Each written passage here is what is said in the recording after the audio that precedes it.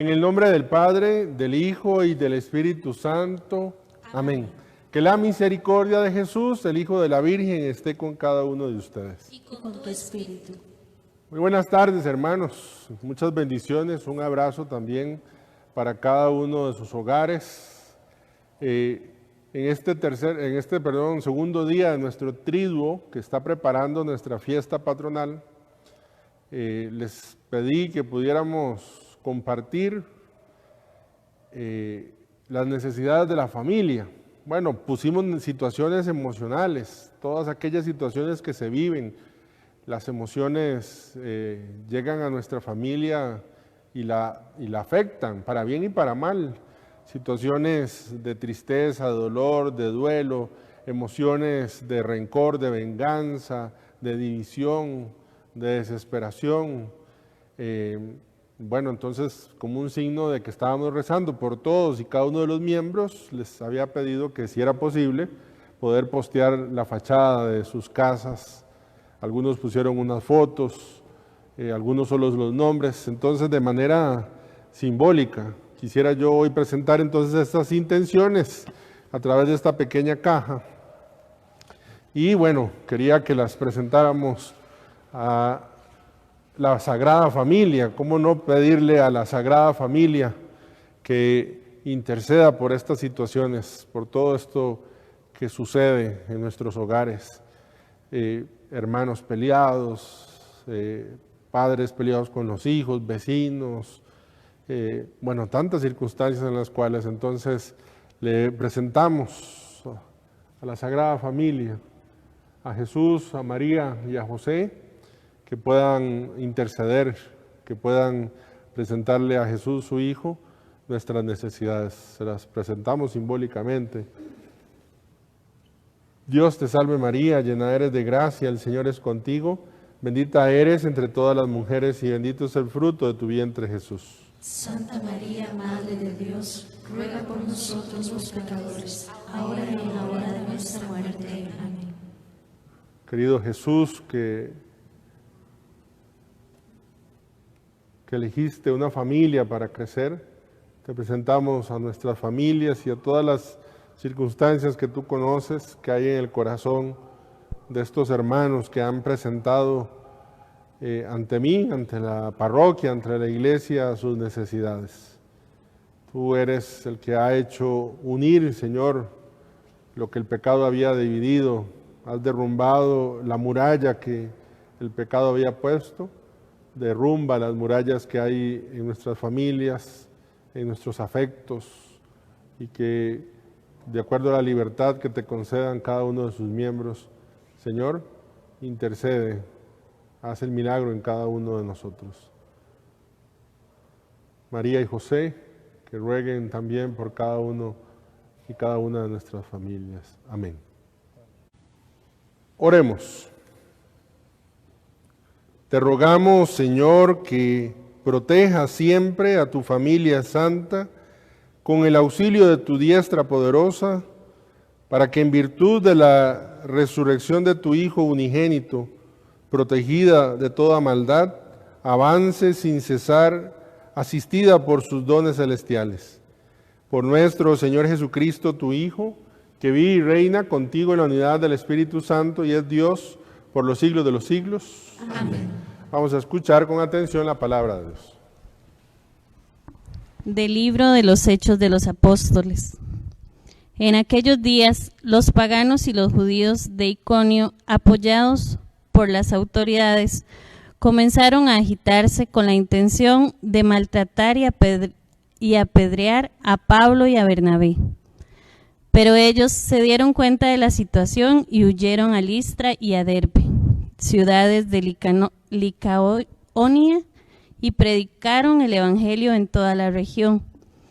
Había en Listra un hombre tullido de los pies desde su nacimiento, que se pasaba la vida sentado y nunca había podido andar. El tullido escuchaba el discurso de Pablo y éste, mirándolo fijamente, advirtió que aquel hombre tenía fe suficiente como para ser curado, y le ordenó en voz alta: levántate y ponte derecho sobre tus pies.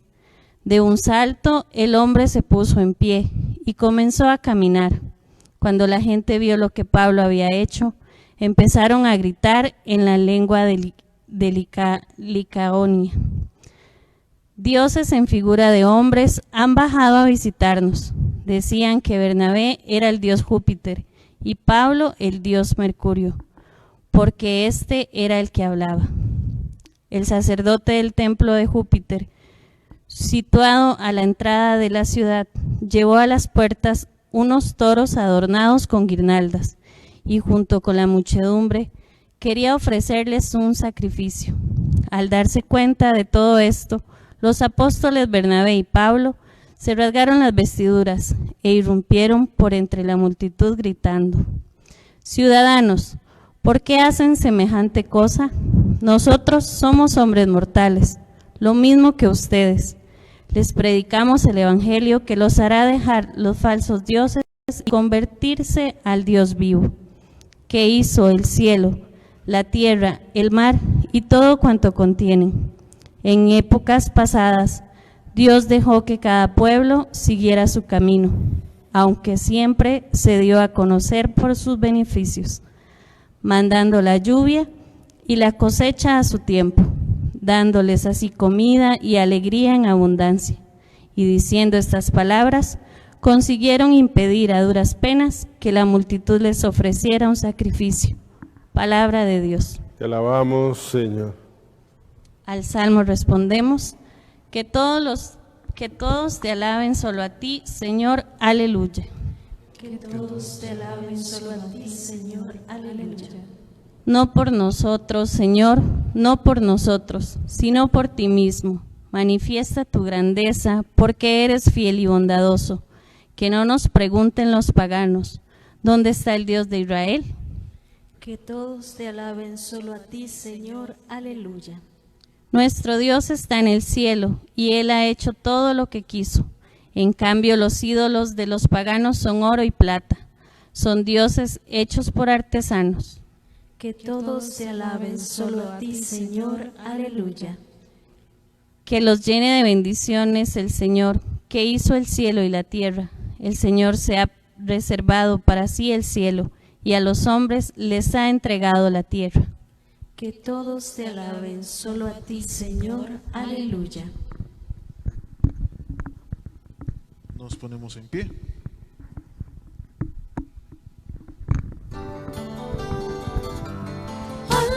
Aleluya, aleluya. Los cielos y la tierra te cantan, aleluya.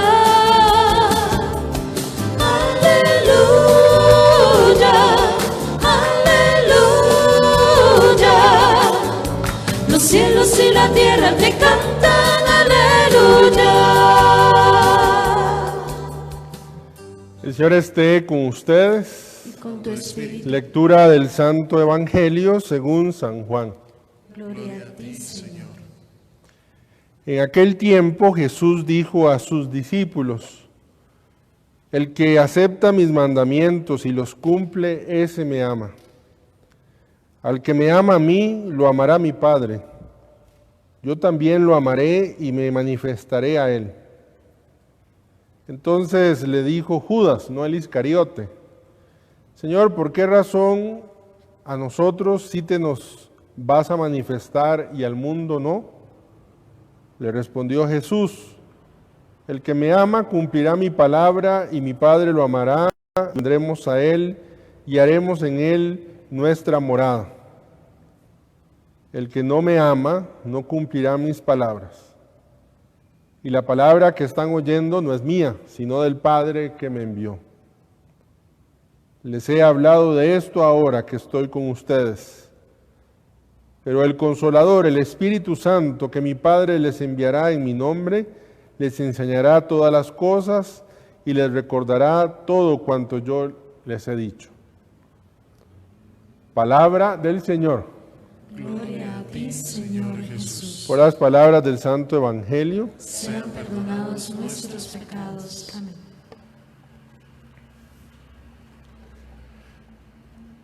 nos vamos a ir topando en estos días cómo el discurso de Jesús irá en torno a despedirse, por un lado. Vamos a escuchar el bellísimo capítulo 17 de San Juan, y cómo por el otro lado nos va a ir presentando al Espíritu Santo, nos va a ir antojando del Espíritu Santo. No me quiero referir hoy al Evangelio, porque es el Evangelio que nos vamos a topar el domingo, sino que quisiera decir unas pequeñas ideas de la primera lectura que hemos escuchado. Y leo, dice: en aquellos días los paganos y los judíos de Iconio, apoyados por las autoridades, comenzaron a agitarse con la intención de maltratar y apedrear a Pablo y a Bernabé. Recuerden que estamos siguiendo el primer viaje misionero, año 44 más o menos de la era cristiana, pero ellos se dieron cuenta de la situación y huyeron a Listra y a Derbe. Entonces los nombres son muy importantes. Están en Iconio. Ahí se hace una conspiración contra él, los quieren maltratar y los quieren apedrear. Entonces ellos tienen que irse a Listra y Derbe. Dice: había en Listra un hombre tullido de los pies desde su nacimiento. Y entonces vamos a escuchar ahorita un episodio muy parecido al episodio donde Pedro y Juan, a la entrada del templo, recuerdan, de la puerta a la hermosa, lo levantan también. Entonces yo quiero decir unas cositas de esto. Lo primero, bendita amenaza de ser apedreado que tuvo Pablo y Bernabé, que los hizo moverse a Listra.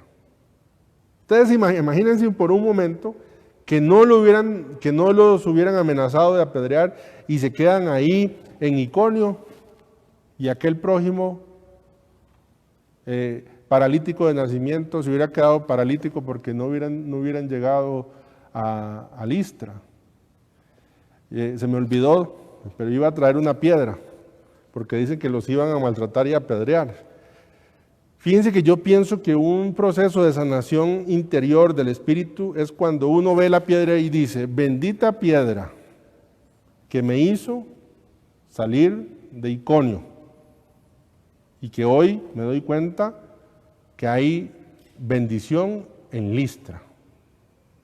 Yo creo que todos conocen, porque se cuenta mucho en los seminarios de empresas, la historia de aquel samurái. Es una historia japonesa que va con su discípulo y va por la montaña, y una casita muy pobre que se está cayendo, todo lo demás está muy descuidado, y entonces entran y el samurái, el sabio, le dice al aprendiz: nos vamos a hospedar aquí, vamos a ver si nos reciben. Entonces llegó y de verdad era una cosa muy humilde, y entonces lo recibieron. Entonces en la conversación que estaban teniendo dice: ¿y ustedes de qué viven si aquí no hay nada cerca?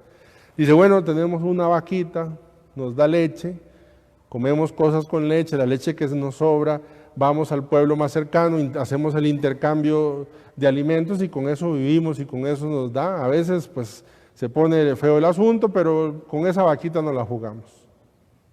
Bueno, esa noche se quedaron allí. Dice la historia esta que la mañana siguiente se fueron. Cuando iban un poco lejanos, que ya había caído la noche otra vez, el maestro le dice al discípulo: ahora vete a la casa donde estábamos y sin que se dé cuenta, agarra la vaca y la empujas al precipicio. Aquel hombre, el discípulo, dice, no, pero sorprendido, dice: bueno, obedece. Pues fue y tiró la vaca, un vaquicidio, ¿verdad? Ahí en el precipicio.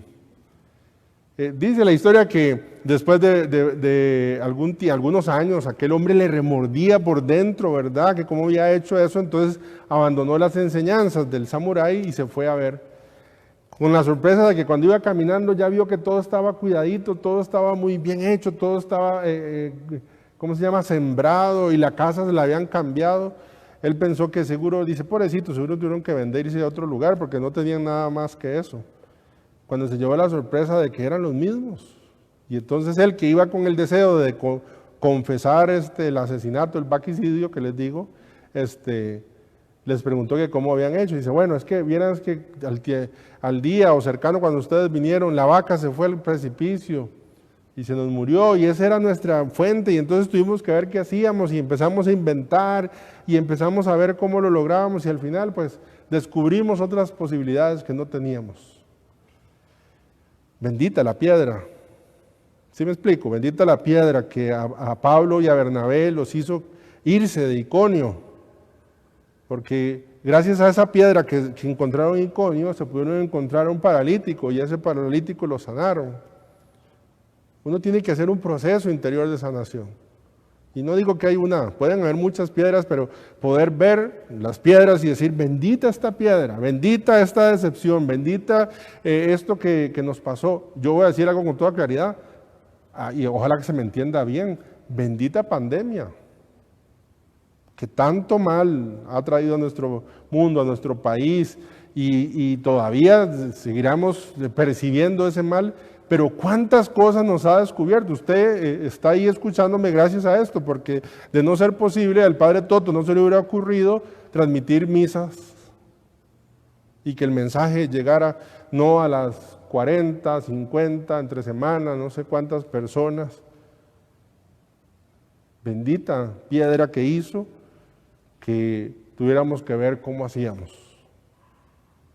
Ese es el primer detalle que yo quería resaltar.